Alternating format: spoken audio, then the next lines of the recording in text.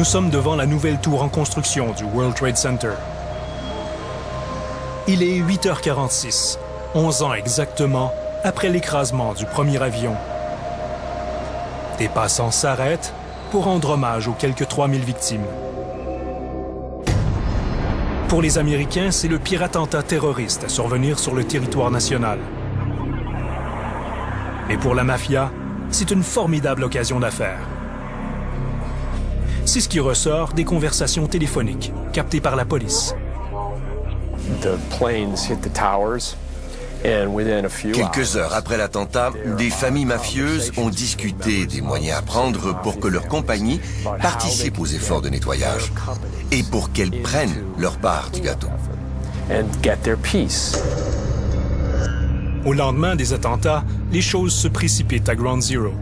Des compagnies sont engagées de toute urgence pour ramasser les ruines et les matières toxiques. Les débris sont transportés hors du site pour fin d'analyse et pour chercher les restes des victimes. Or, moins d'1 mois après l'attentat, le FBI découvre que 5 compagnies liées à la mafia participent aux travaux. Ces gars-là débarquent et font ce qu'ils ont toujours fait. Ils gonflent le nombre d'ouvriers sur le chantier et trichent sur les factures. Les enquêtes montrent aussi que des ferrailleurs liés au clan Bonanno ont détourné vers leurs propres usines des dizaines de tonnes d'acier des ruines des tours jumelles pour les vendre frauduleusement. Ça ne leur fait rien, même si c'est la pire chose qui ait pu arriver aux États-Unis. Ce qui compte, c'est de tirer profit de la situation. Et c'est ce qu'ils ont fait.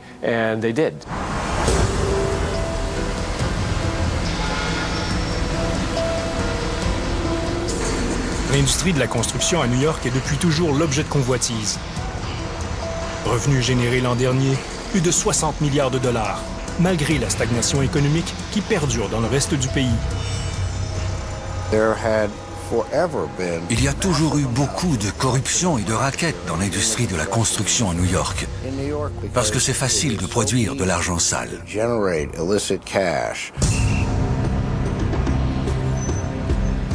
Des scandales de corruption ont non seulement marqué l'histoire, mais le paysage même de la ville. Pour plusieurs, Rose Gilhern est la Elliot Ness de New York. Elle dirige le Department of Investigation, le DOI. Créé en 1873, c'est la plus vieille escouade anticorruption d'Amérique du Nord. La commissaire nous emmène au pont de Brooklyn, une des icônes de New York, mais aussi la cible d'un des nombreux scandales de corruption dans les travaux publics au 19e siècle. Les fraudeurs font fortune, entre autres, en gonflant les prix des matériaux, comme les câbles. Lorsque les journaux révèlent qu'entrepreneurs, élus et hauts fonctionnaires sont mêlés au scandale, les New-Yorkais sont en colère. Ils étaient furieux que personne n'ait pu les arrêter. C'est à ce moment que l'agence a été créée. Aujourd'hui, fort de 140 ans d'expérience dans la lutte contre la corruption, le DOI sert de modèle un peu partout dans le monde. Même l'UPAC au Québec s'en est inspiré. Ce serait naïf de penser qu'on va complètement éliminer le crime organisé, les tricheurs et la collusion. Mais à New York, ils devront affronter une formidable force de frappe. En mars dernier, le maire Bloomberg était fier d'annoncer que le DOI avait réussi le plus gros coup de son histoire. La ville a pu récupérer plus de 500 millions de dollars que des entrepreneurs corrompus avaient détournés des fonds municipaux.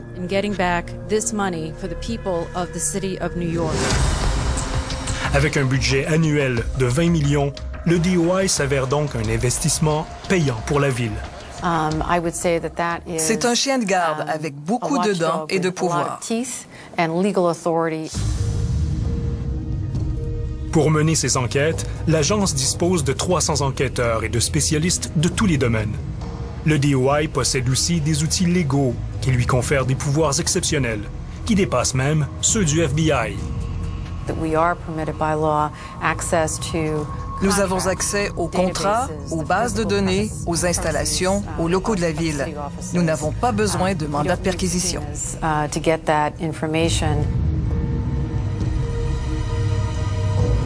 Cette force de frappe a permis l'arrestation de plus de 800 personnes l'an dernier, parmi elles une élue de Brooklyn. Diane Gordon exigeait d'un entrepreneur qu'il lui construise une luxueuse maison pour qu'il puisse obtenir des contrats avec la ville. Sur les images présentées en preuve, elle précise même la couleur de la porte de sa nouvelle demeure.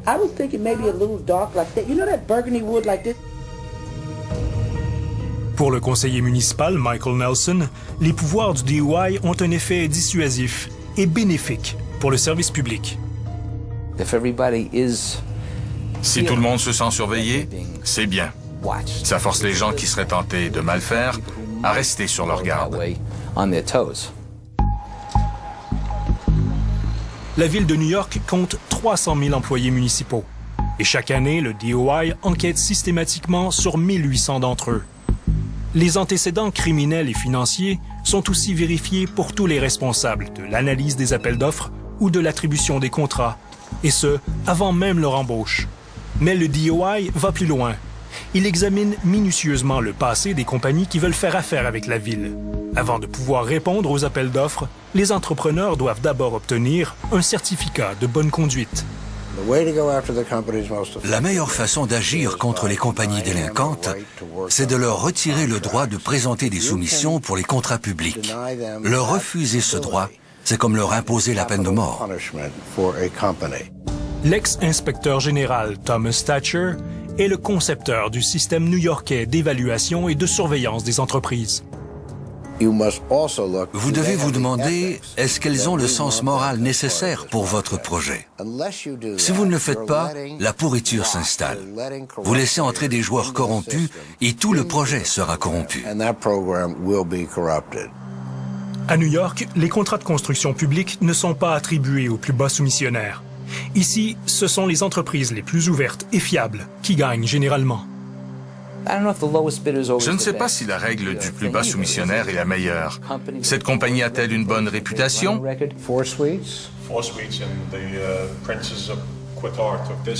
Le mécanisme de contrôle ne s'arrête pas après l'attribution des contrats. Des enquêteurs du DOI ou des agents indépendants comme Thomas Thatcher peuvent être mandatés pour suivre de près les entreprises pendant l'exécution des travaux. On les appelle ici les moniteurs. Ce qui fait la beauté du système, c'est qu'un moniteur est un expert en construction qui s'assure que l'échéancier et le budget sont respectés. C'est ça le but. Tous ces contrôles visent entre autres à réduire le risque que le crime organisé ne s'accapare des contrats publics. Une situation qui a déjà coûté trop cher aux New-Yorkais. L'industrie de la construction est devenue la cible de la mafia sicilienne avec l'arrivée à New York de plusieurs membres de la Cosa Nostra au tournant des années 1900.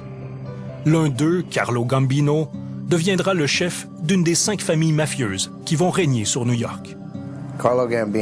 Carlo Gambino a déjà dit « Je ne peux pas être propriétaire de toutes les pizzerias du pays. Mais si je contrôle l'importation du fromage, je contrôlerai toutes les pizzerias des États-Unis. » Donc, quiconque contrôle une composante vitale de l'industrie de la construction peut contrôler l'industrie tout entière. Au milieu des années 80, Thomas Thatcher dirige les enquêtes d'un groupe d'intervention chargé de retirer au crime organisé le contrôle des chantiers de construction. Les enquêtes vont mettre au jour les rouages d'un cartel tout-puissant.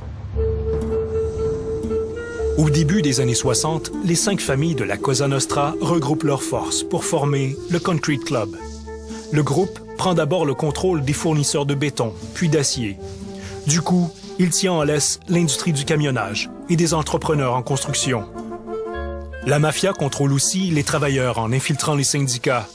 Le club profite enfin de la complicité d'élus et de fonctionnaires de la ville et de l'État de New York. Résultat, un solide réseau qui va donner à la Cosa Nostra le contrôle total de l'industrie de la construction jusque dans les années 90.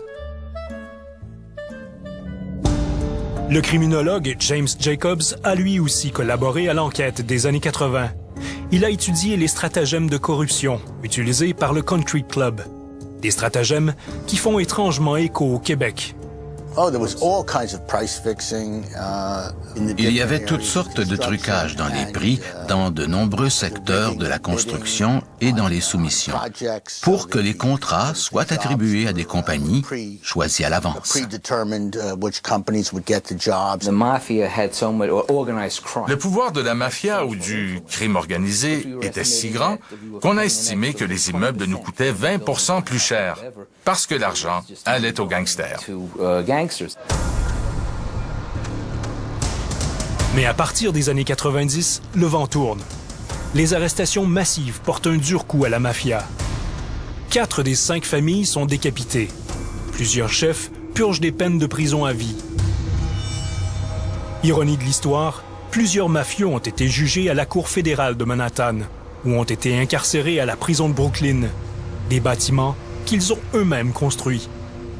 Le journaliste Greg Smith enquête depuis plus de 20 ans sur les activités du crime organisé aux États-Unis. Ils développent toujours de nouveaux moyens de frauder. C'était le cas le 11 septembre, et 20 ans après la fin du Club du béton, ils sont de retour. Greg Smith pensait que depuis la découverte de la présence de la mafia à Ground Zero en 2001, le chantier de construction du World Trade Center était un des plus surveillés de la planète. Jusqu'à ce qu'il découvre une demi-douzaine de petits entrepreneurs liés à la mafia. Ces projets sont si gros qu'il est impossible de savoir tout ce qui s'y passe. Et ces gars-là savent très bien comment faire les choses à votre insu.